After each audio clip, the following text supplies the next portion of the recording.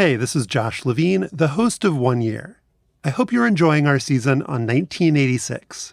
This week, I'm going to turn things over to my Slate colleague, Joel Anderson.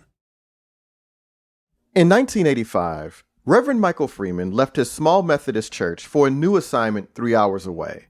He was moving to a town in the Mississippi Delta. Reverend Freeman assumed it was poor and desolate, like much of Mississippi, but Indianola took him by surprise. I didn't expect what I experienced. The lady who drove the Jaguar was down the street from me. This was an integrated neighborhood then, right? No, this was a black neighborhood. Not everybody was driving a Jag, but in his new neighborhood, Reverend Freeman was surrounded by people who expected to send their kids to college. And that's what Indianola was growing to become. The town itself, I thought it was a nice place to stay and live.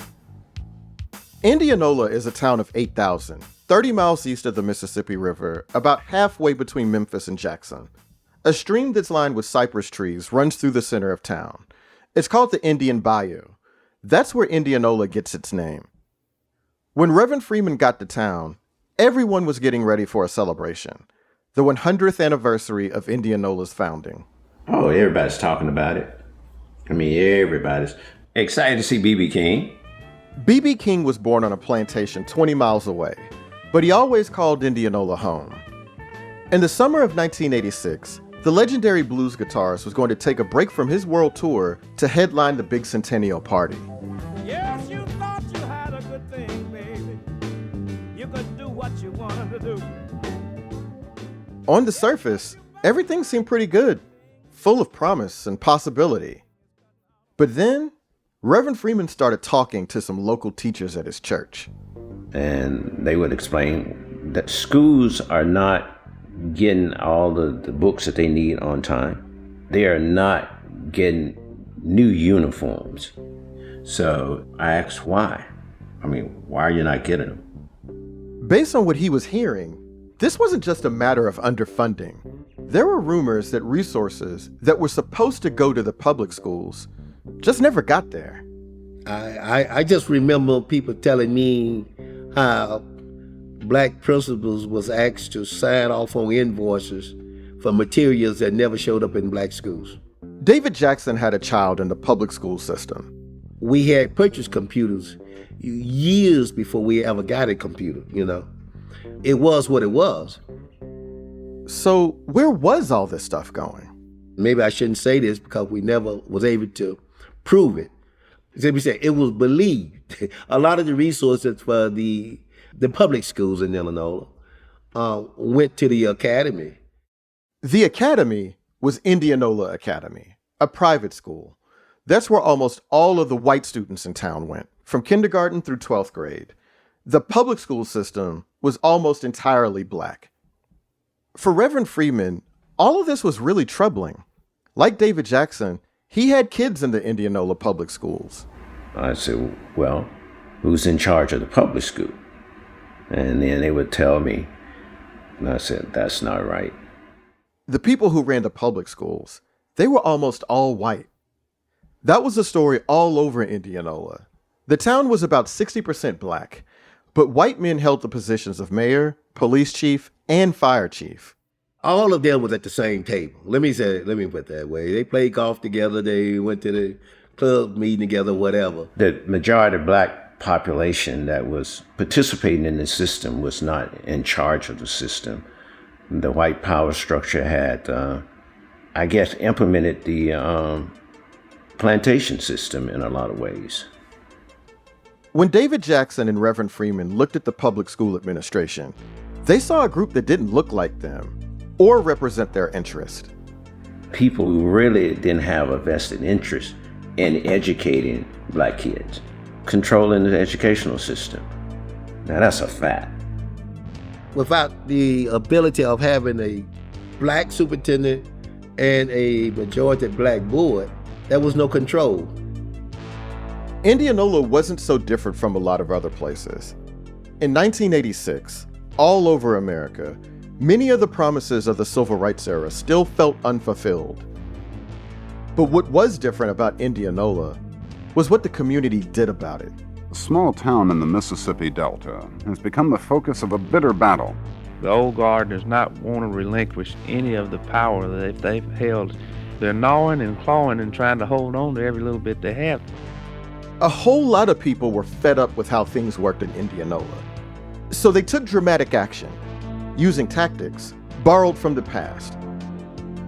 People all over America had their eyes on Mississippi. They wanted to know one thing: who would win the battle for Indianola? It ain't gonna do you no good. Some of us gonna have to suffer.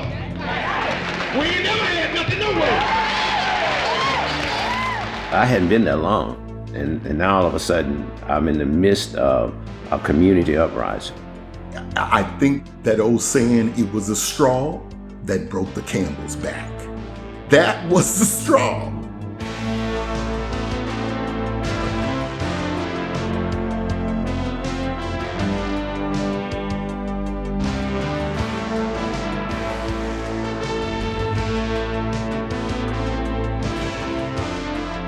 This is one year, 1986. A boycott in Mississippi.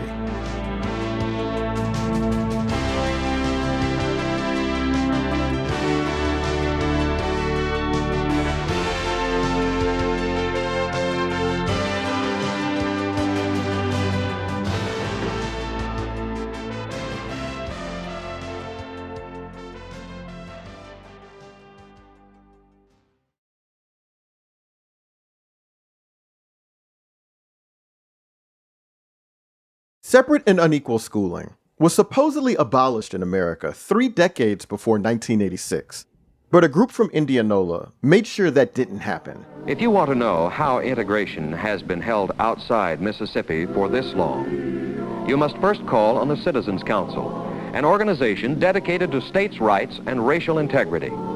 Support comes from Robert E. Lee, Stonewall Jackson, and 85,000 living white citizens of Mississippi. The first Citizens Council, sometimes known as the White Citizens Council, was founded in July 1954.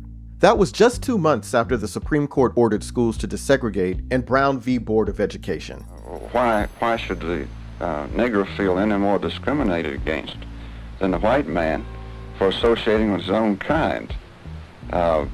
White people who are segregated don't seem to resent it. What they were mostly known for was using sort of economic, I think terrorism is a fair term for it. J. Todd Moy is the author of Let the People Decide, a book about the civil rights movement in Indianola and elsewhere in Sunflower County, Mississippi. They would have the town banker call in mortgages. They would have employers threaten to fire employees so that if African Americans exercised their civil rights, they lost their job, they lost their home, they lost their livelihood. The Citizens Councils expanded in size and influence all over the South. Some people call it the white-collar Klan. So it's probably the most effective pro-segregation organization that's created in this period. That comes out of Sunflower County, correct? Yeah, the first meeting was held in Indianola. Indianola wasn't just at the vanguard of American white supremacy. It was also a center of civil rights resistance. We are sick and tired of being sick and tired. Fannie Lou Hamer was raised in Sunflower County and worked on cotton plantations there. In the early 60s, she risked her life to register to vote and to get her neighbors registered. We are not fighting against these people because we hate them. But we are fighting these people because we love them and we're the only thing can save them now. And I believe tonight that one day in Mississippi, if I have to die for this, we shall overcome. Black children in Sunflower County grew up amid these civil rights battles. When the promises of Brown v. Board went unfulfilled, they were the ones who suffered. We had a 5-room school out here in the country. It didn't have running water. It didn't have inside plumbing at all. David Jackson grew up north of Indianola in the 1960s. As a kid, he helped his parents pick cotton in the fields. I still live on the road that I was born on. When I said born on, that's exactly right. Midwife delivered me right down the road on Charlie Ellis Plantation, and I live on Charlie Ellis Road right now. When David's country school eventually shut down, he was supposed to go to an all-white school nearby. And it keeps from bringing all of these little black kids from the country to the white school. They just closed it down. Instead, David was bused to an all-black school. Like other segregated schools in the area, it was underfunded and poorly maintained. It was even written up for having no fire extinguishers. Separate but equal, they call it, I think, but we know better. In 1970, 16 years after the ruling in Brown v. Board, it looked like things were finally about to change. That January, a federal judge told Indianola that segregation was over, for real this time. They finally said, enough. Stop coming up with these piecemeal measures. Stop dragging your feet. You have to integrate your schools. The judge said that white kids and black kids in Indianola would have to go to school together right away. But that's not what happened.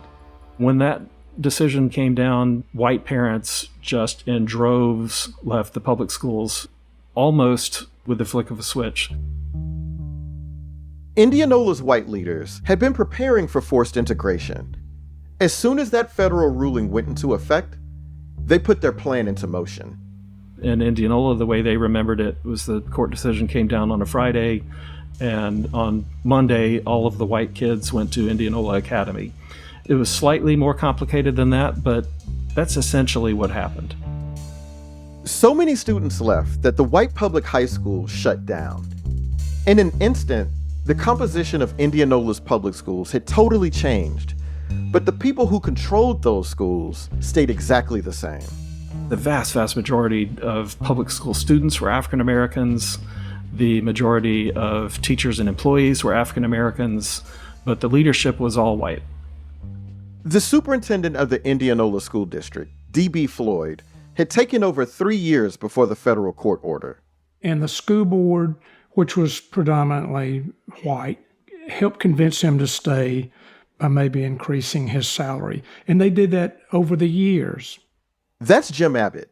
He was the editor of the local newspaper, the Enterprise Tocsin.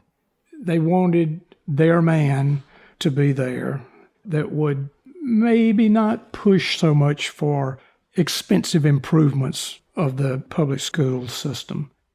Dr. Floyd stayed in office all through the 1970s and into the 80s. During those years, the public schools got so overcrowded that they risked losing their accreditation. But the school board did nothing to fix the problem.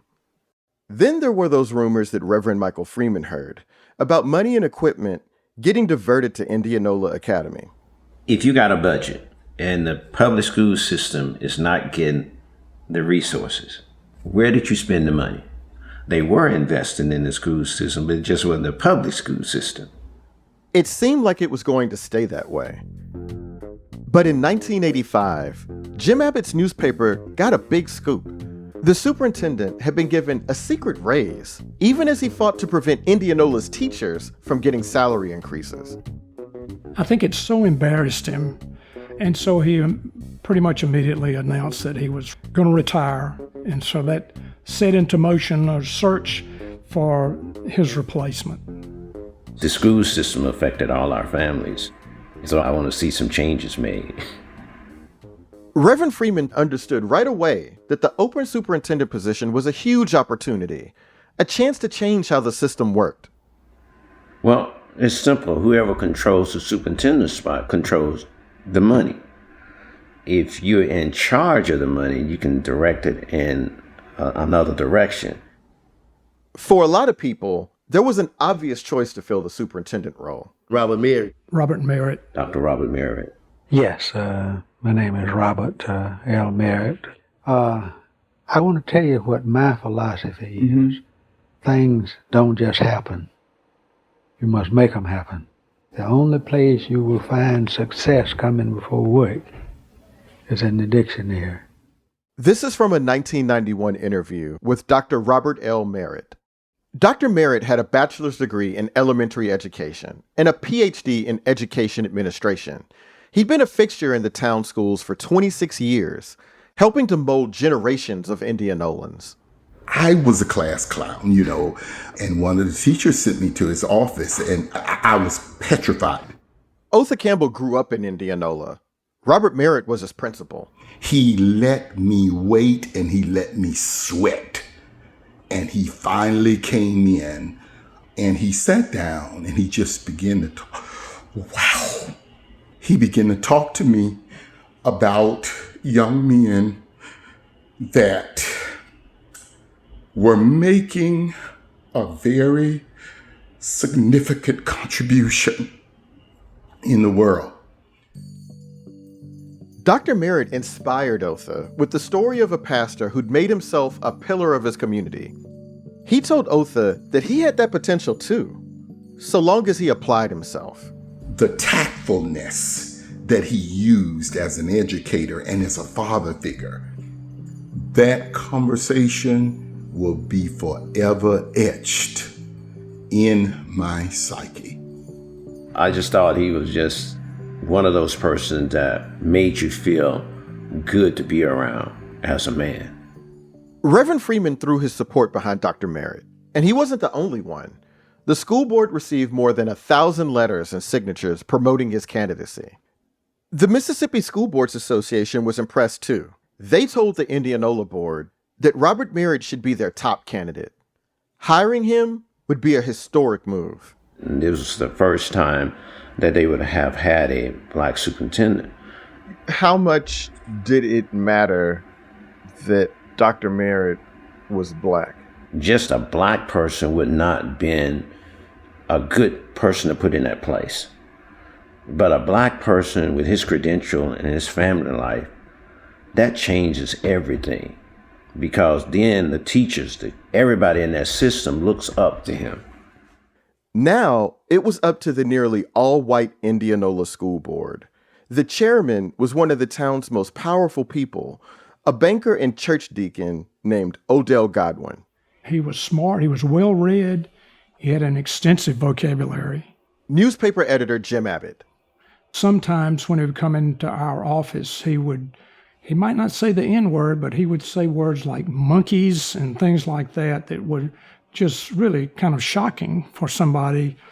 I thought of his statue, but that was his personality. In October 1985, the school board met secretly at Godwin's home on an old plantation, and they invited a white man from a different Mississippi school district to join them. That day, they essentially offered that man the superintendent job. They hadn't even interviewed Dr. Merritt. The word got out that they had done this, and when it was finally announced, the superintendent crisis began. We don't know anything about the other guy. I just call him the other guy right now. The other guy is not in the community. The other guy is coming in and going to be in charge of something that he knows nothing about. You want the best for your kids, you want the best for your family, and all of a sudden now it's a possibility this could be taken away from you. So what are you going to do? What the black community was about to do would change Indianola forever.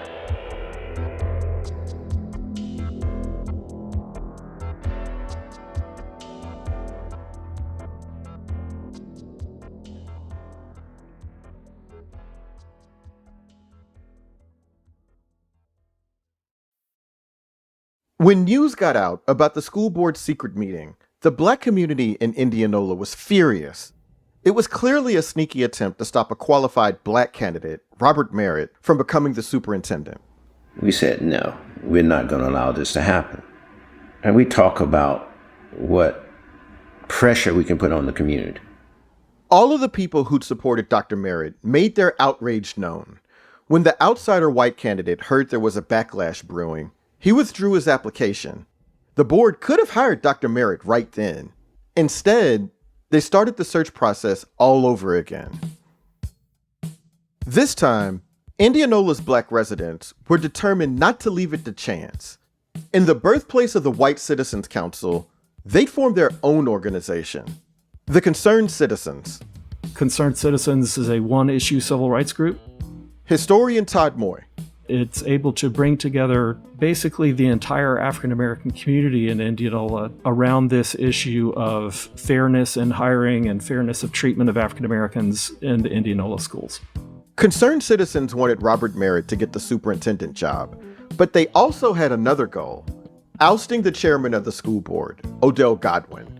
Godwin had hosted that secret meeting at his plantation home. Beating him would be a huge symbolic victory. It would also give Dr. Merritt's supporters another seat on the school board. So they asked me, the committee asked me, would I be interested in running? I said I hadn't thought about it. David Jackson had started out going to that country school with no running water. Now, he was a 29-year-old college graduate and a married father of 2. He worked in affordable housing and knew people all over town. David decided he was willing to run for office, although his mother wasn't sure it was a good idea. Like, okay, you're going against the establishment. These folks been running the school district ever since they've been a school district. And you're trying to take out the chair that's been there for probably 20-something years. You don't know what they're going to do. Odell Godwin had never faced a challenger before. As far as anyone could remember, it was the first time any school board member had been in a contested election. The concerned citizens knew waging an open war against Godwin would be risky, so David Jackson's campaign unfolded quietly, in living rooms rather than public events. I used to love to do Sunday evenings when people would be at home, and I had time to sit down and chat a little bit. And I would say, why not have representation that would fairly represent your interests in the school district? You know you're not getting it now. Nobody ever comes in and asks you what you want. What do you think is best for your kids?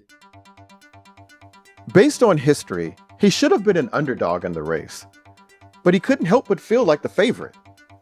I knew that the only way that we could lose the election is that black people didn't come out to vote. That's the only way we could lose it. Black people did come out to vote. Jackson won by an almost 2-to-1 margin.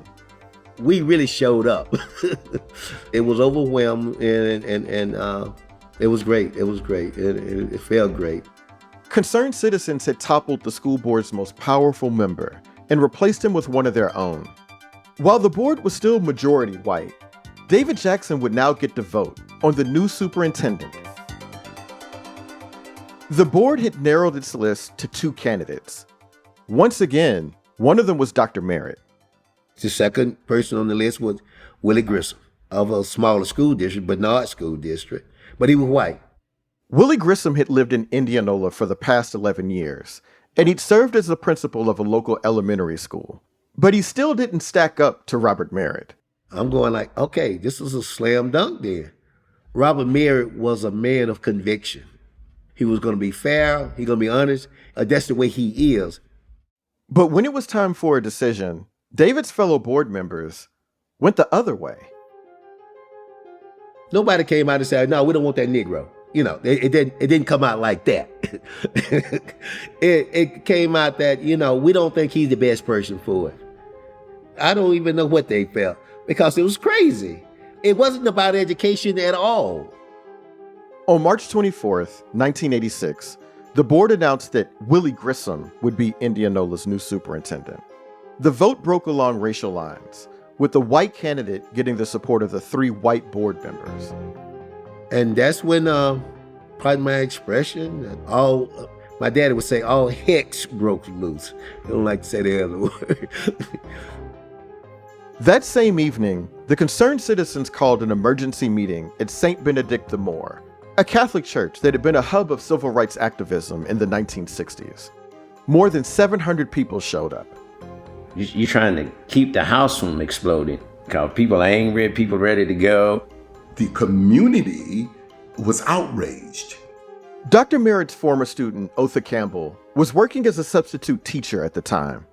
You're going to put somebody in who we don't know us, who doesn't eat with us, who doesn't conversate with us? No, no. Very quickly, the conversation shifted from outrage to action. And we go, we ain't done yet. We are discussing how to get the majority structure to change their mind. The courts hadn't been enough to change the system. Neither had voting. But when everything else failed, there had always been one tactic that civil rights activists knew they could call on. If we could just get about 50 or 60% of the Negroes of Montgomery not to ride buses, this would be an effective boycott. The Montgomery bus boycott of the mid-1950s didn't just get attention. Rosa Parks and Martin Luther King Jr. got results. The 11-month-old protest against the city buses will be called off, and the Negro citizens of Montgomery, Alabama will return to the buses on a non-segregated basis. When an injustice has occurred, you got to put pressure on the majority of the community to respond. And they taught us how to do that. In 1986, Reverend Michael Freeman and the concerned citizens decided they had no choice but to dust off an old strategy. They were going to boycott Indianola's white-owned businesses. We have tried our very best to reason with you, but the only thing you're going to understand is economic pressure. So here it comes. The concerned citizens hit the streets at 6:30 a.m. on Wednesday, March 26, 1986. That morning, hundreds of Indianolans gathered outside the school district headquarters and in the shopping district downtown. I'm out here picketing for my rights, for the children's rights. I may not live to get it, but the children will come out. They carried signs that said, "Don't cause this town to blow up," and "Down with the 1950s." This is the 1980s. See this sign? Tired of being sidestepped. Oh, act like I'm a person too, you know? When the boycott started, I saw a coming together in Indianola that I'd never seen before. I saw a camaraderie. This is important to our society, community, and to our schools. Dr. Grissom, which is white, we don't need him. It was wrong for them to just go and hire him like that. It was very strategic. It wasn't something that you just go jump and do. The boycott extended to gas stations, convenience stores, restaurants, and clothing shops. The only businesses that weren't targeted were ones black residents considered essential: banks, pharmacies, and the Piggly Wiggly grocery store. The business boycott was just one part of the protest. The concerned citizens also organized a walkout in the Indianola public schools. For the second straight day, classrooms in the public schools, which are 93% black, were almost empty as students took to the streets to protest the appointment of a white school superintendent by the local school board. Some of the teachers said nobody showed up. No students showed up for that class. So when you get that, you know the results, it's working. It's working. The Indianola School Board was shocked by the widespread solidarity. They worried they were going to lose attendance-based funding from the state. So they called off classes for the entire week. And it wasn't just the school board that was starting to panic. The downtown area, they started hurting first, real bad. Not only did the black customers stay away, but the white customers stayed away too. That's Leanne Silverblatt. She had 2 kids at the private Indianola Academy, where her mother taught Latin. Her parents also owned a business downtown. Leanne co-owned a clothing store on the outskirts of Indianola.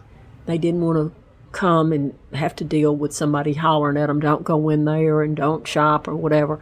They were afraid if they did come in and defy the picket lines, that there would be repercussions against them later or against someone in their family. It must have been that you knew a lot of the picketers, right? Some of them, yeah. Some of them we did. It really hurt my parents' feelings, and I can't say that I blamed them. One day they looked out, and one of the ones doing all the shouting, "Don't shop here," and the picketing in front of them was somebody that owed them a bunch of money that they had been so nice to extend credit to. And there she was out there, "Don't go in here to shop," and all that. For business owners like Leanne Silverblatt, the timing couldn't have been worse. Easter Sunday was on March 30th, 5 days into the boycott. So it was pretty devastating because you're sitting there with all these Easter dresses and Easter outfits and nobody's coming in to buy them. And that's what an economic boycott does. It shut off resources. It shut off money. You'll see your cash register not ringing, and that will get your attention. The boycott also took a toll on Indianola's Black community. Parents had to scramble for childcare with the schools out of session, and workers missed paychecks as their white bosses lost money. People could lose their jobs, and then when you lose your job, you got house payment, you got all kind of bills to pay, and we are willing to take those chances. As the boycott stretched into a second week, Black Indianolans showed no signs of relenting. As far as the merchant boycott, it will continue, and continue. At an organizing meeting on April 8th, they urged each other to stay strong. If we can use a black man for our 100th year of Indianola, Mississippi, Mr. B.B. King, why can't we have a black man for superintendent, Dr. Merritt? We gonna get Dr. Merritt. I wouldn't care if they put padlocks on the school office. We gonna get him. One person who didn't speak at that organizing meeting was Robert Merritt himself. He didn't appear at any rallies or march on any picket lines. Instead, he just continued to go to work. I think part of their tactic was, let his record speak for itself. The newspaper editor, Jim Abbott. He's got his PhD. He's been a successful principal here for so many years, and the decision should be on that. While Dr. Merritt stayed silent, the concerned citizens expanded their protest. In April, they sent picketers to the town's major intersection at Highway 82 and 49. The public could see it. It's a major highway, so anybody would drive through that major highway but didn't want to stop because they could see that we were boycotting that town. So they would keep driving. And that's a lot of dollars. In white Indianola, tempers were starting to run high. My wife, Cynthia, and I were sitting in our car in the Sonic drive-in, waiting on our hamburger order. And we had our windows down, and we heard a bunch of yelling. The yelling that Jim Abbott heard was coming from Highway 82, where black high schoolers were standing silently with protest signs. And right at that time, a carload of white students drove by and were yelling at them, curse words, the N-word, and the picketers yelled back. And we immediately canceled our food order, raced down to the concerned citizens' headquarters, and told them what we had just observed, because there was a potential powder keg. Within the hour, concerned citizens banned high school students from protesting along the highway. The organizers had no choice. If anyone lost their cool, it could discredit the entire movement. Do not provoke anyone. When you're in a movement, people gonna say stuff to try to rile you up. They're gonna use some racial slurs, but you have to wave at them and smile and keep going. People can read your sign. You don't have to say anything to them. I'm just glad nothing else happened. We came close a couple times. There were threatening phone calls and people driving by the picket lines with guns. One Sunday, someone put Ku Klux Klan literature in mailboxes and on the windshields of cars. But no matter how things escalated, concerned citizens followed the tradition of nonviolence. They also resisted calling in national civil rights leaders like Jesse Jackson. They knew that when organizers came to help in the 1960s, white locals branded them as outside agitators. One response to that was for white people to just dig in their heels and say, why are these outsiders coming in and kicking up dust, causing trouble? Historian Todd Moy. We have good race relations here. Why don't they leave us alone to handle this problem ourselves? So to bring in a power hitter during that period of time, during that situation, it could have gotten explosive. We had enough power with people right there to get the job done. And we're going to keep on marching until we get what we want. Still, by April 1986, the boycott was a major national story. There is a broad school boycott underway tonight in a small town in the Mississippi Delta. This one recalls some of the civil rights struggles of the 1960s. Reporters from all over the country descended on Indianola. Local white residents seized the opportunity to share their perspective with NPR. We love the black people in Indianola. One of the dearest friends that I have in this community is the lady that has been made of our church. We're the closest of friends. I love the black people in Indianola. White business owners told the press that they were at risk of losing everything. You're not going to be able to pay your rent and utilities and employees' salaries. You're just not going to be able to do it. We felt like we were, not at fault, but suffering the consequences. Leanne Silverblatt's clothing store never made up for the losses they suffered that Easter. Her business was hanging on, but just barely. I had empathy for the protest. I had empathy for how they felt. It probably wasn't just that one issue of the superintendent. It was probably a buildup of feeling frustrated that they hadn't been heard. Did you wish that they had tried another tactic? Yes, because I think that it was not a decision by the merchants. It was a decision of the school board. So we did feel like we're being punished for something we really didn't do. But at that time, boycott was the first thing a lot of people thought about. So maybe they couldn't come up with something else to do. I don't know. It got everybody's attention real quick. So maybe it did do what they wanted it to do.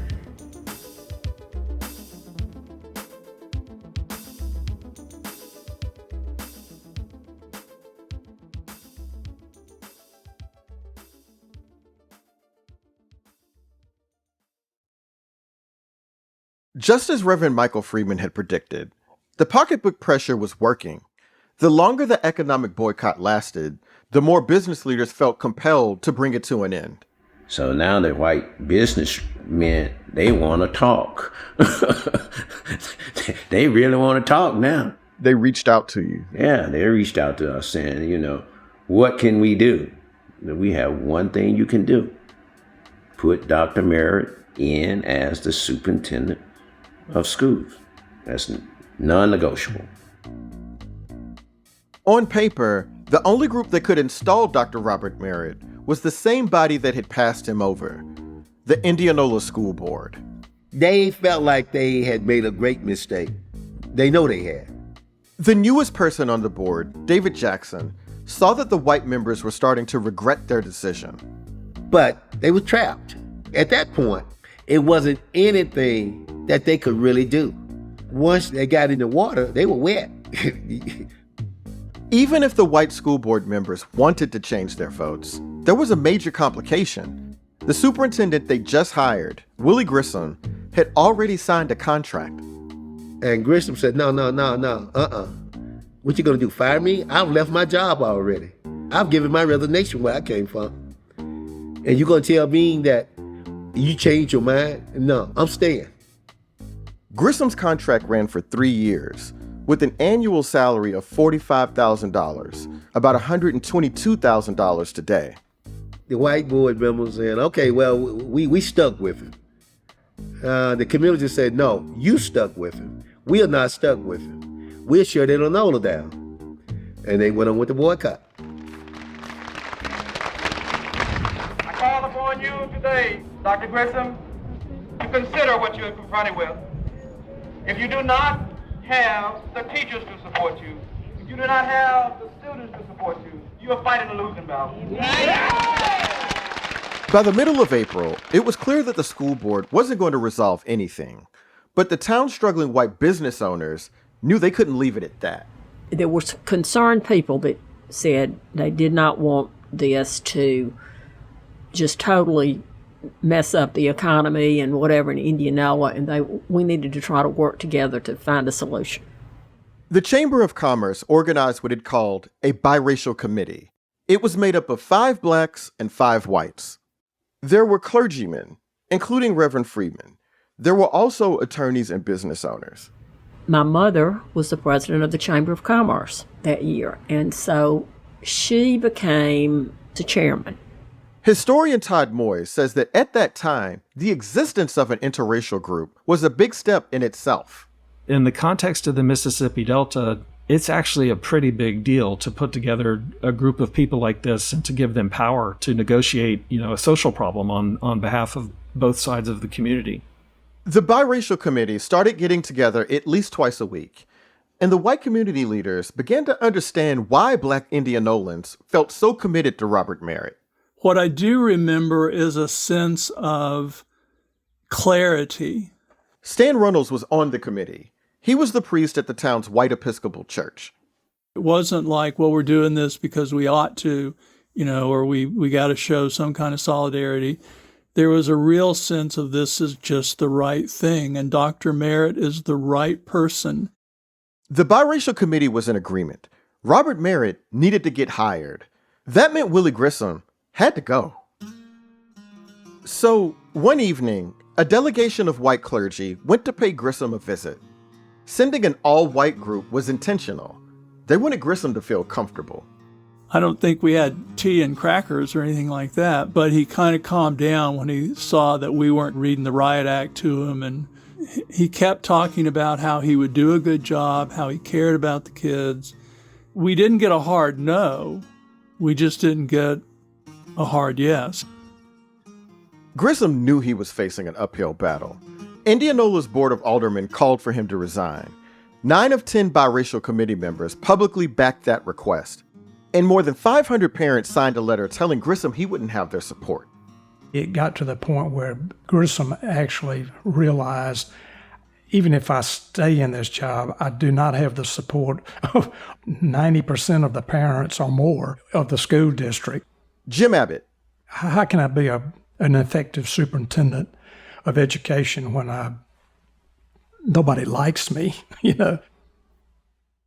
But even as his support eroded, Grissom demanded what he was owed. So there was a stalemate. The boycott was now a month old, and the concerned citizens were threatening to keep it going all the way through the town's centennial celebration. No one in the business community wanted that. It was becoming clear that there was only one way to bring the protest to an end. So then they went around and collected money from all of us businesses in town to pay off the contract. A group of white business owners will pay Grissom $90,000. Attorney Tommy McWilliams says he is not sure where all the money will come from, but Grissom will be paid. The Delta lawyer also doesn't view the compromise as blackmail. I think most people just said, okay, we don't want to do it, but what else are we going to do? Let's just do it and get this over with. Most of the people gave over $1,000. The convenience store people may have given $25,000. I mean, it was a pretty substantial amount. Do you remember how much you gave?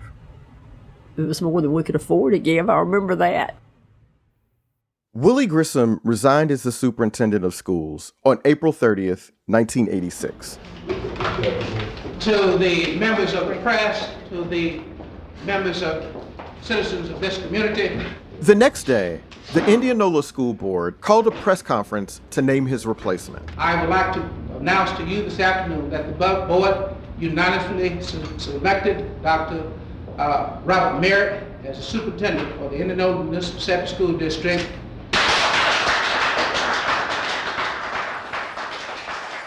The concerned citizens had won. The boycott was over. It had been 38 days.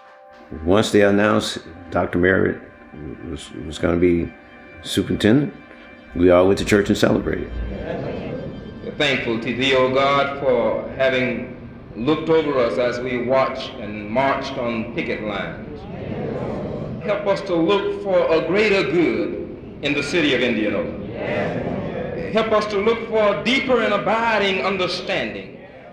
The community had achieved a goal that never had been achieved before. It's like going to a football game and you just made a touchdown and you won the Super Bowl.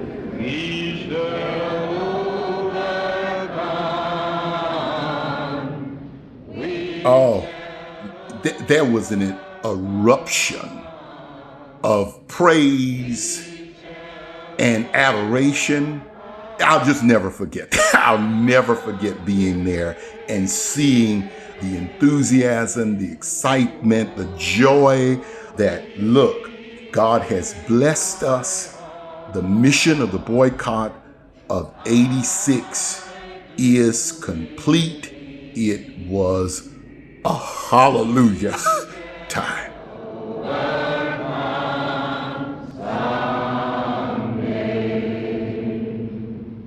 The night got even more meaningful when the man of the hour was introduced. At this time, I bring before you the new superintendent of the Indianola Municipal Separate School District, Dr. Robert L. Merritt. Dr. Merritt had mostly stayed silent during the boycott. But now, finally, it was time for him to address his supporters. Ladies and gentlemen, it is indeed a pleasure for me to stand here before you tonight. It is indeed a historical moment. Yes, sir. To stand before a people that I have loved so long and so well.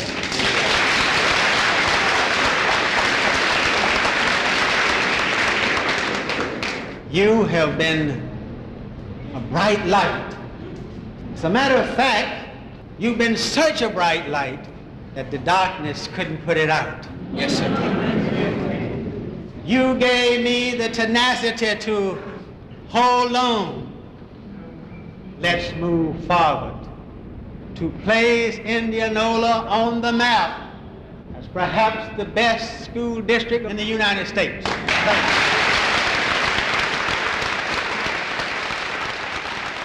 With the boycott over, Indianola could now try to get back to normal, beginning with the centennial celebration starring B.B. King. Woke up this morning after another one of those crazy dreams. I hated the boycott. I hated that we had to spend the money to pay the other guy off. But at the end of the day, it probably turned out the way it was supposed to turn out. Robert Merritt took over as superintendent just after the centennial party. He got to work right away. We saw resources coming. There's a whole lot of things just changed with him being in that spot. So he was the man for that time. Dr. Merritt set up PTAs, established a curriculum council staffed by parents and teachers, and secured money to build a new school to finally relieve the overcrowding. He inherited a school district that had so many needs. You know, he accomplished so much, program after program. His tenure was so successful that some white parents began to return their children to the public schools. When he retired in 1994, the number of white students in the system had doubled to 14% of enrollment. Today, Robert Merritt is 93 years old, living in his hometown of Aberdeen, Mississippi, with his wife of 68 years. They even named a middle school after him in Indianola.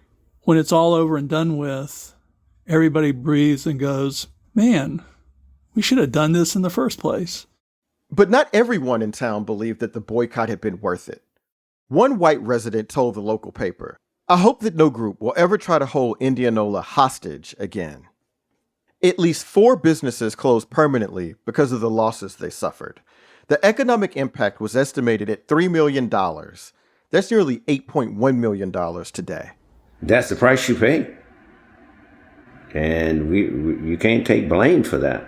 That's what happens. It hurts both ways. We both hurting when we go through this situation. 36 years after the boycott, Indianola is still hurting. The well-off community Reverend Freeman moved to in the mid-1980s has been decimated by white flight and industrial decline. And a lot of the gains that Dr. Merritt made in the school system have been lost. By 2019, the number of black students in the district schools had climbed back to more than 95%. The private school, Indianola Academy, still serves nearly all the white students in town. This is a civil rights victory that is never entirely a victory. Historian Todd Moy. It's one that has to be fought again and again and again. But not everything the concerned citizens fought for has vanished. Today, 4 of the 5 school board members serving Indianola are Black. So is the superintendent. So we've come a long ways, but we still got a ways to go. When Otha Campbell was in school, his principal, Robert Merritt, told him he had the talent to be a pastor.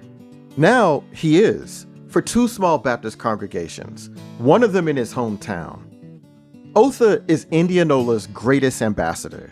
He loves to brag on that small town in the Mississippi Delta, home of the B.B. King Museum and the high school's undefeated 1975 football team. But for him, nothing tops the boycott. It's what he wants the world to know about Indianola. 86 will be forever etched in my mind and in my heart. Fannie Lou Hamer, I could see her smiling from heaven because you know her statement, I'm tired of being sick and tired. And that's what had happened in Indianola. We were tired of being sick and tired. And we did it. We did it. Yeah, we did it.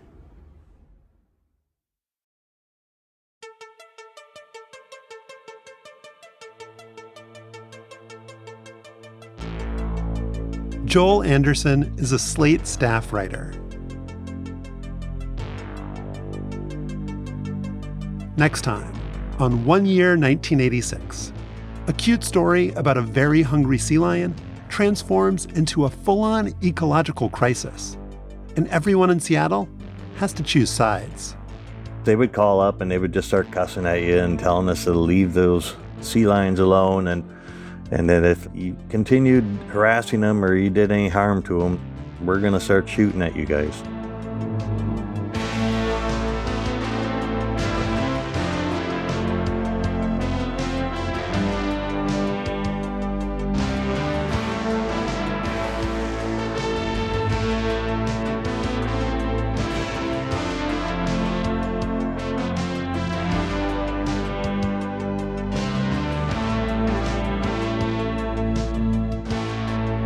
Evan Chung is 1 Year's senior producer. This episode was produced by Joel Anderson, Sam Kim, Derek John, Sophie Summergrad, Madeline Ducharme, Evan Chung, and me, Josh Levin. It was edited by me, Evan Chung, and Derek John, Slate's senior supervising producer of narrative podcasts. Our senior technical director is Merritt Jacob. Holly Allen created the artwork for this season. You can send us feedback and ideas and memories from 1986 at oneyear@slate.com. And you can call us on the 1 Year hotline at 203-343-0777. We'd love to hear from you. Some of the audio you heard in this episode comes from Jim Abbott in the Mississippi Department of Archives and History.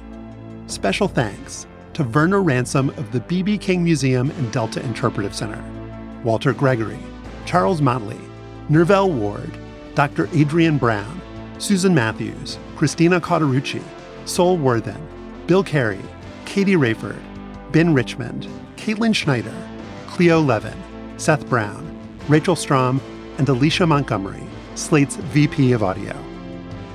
Thanks for listening. We'll be back next week with more from 1986.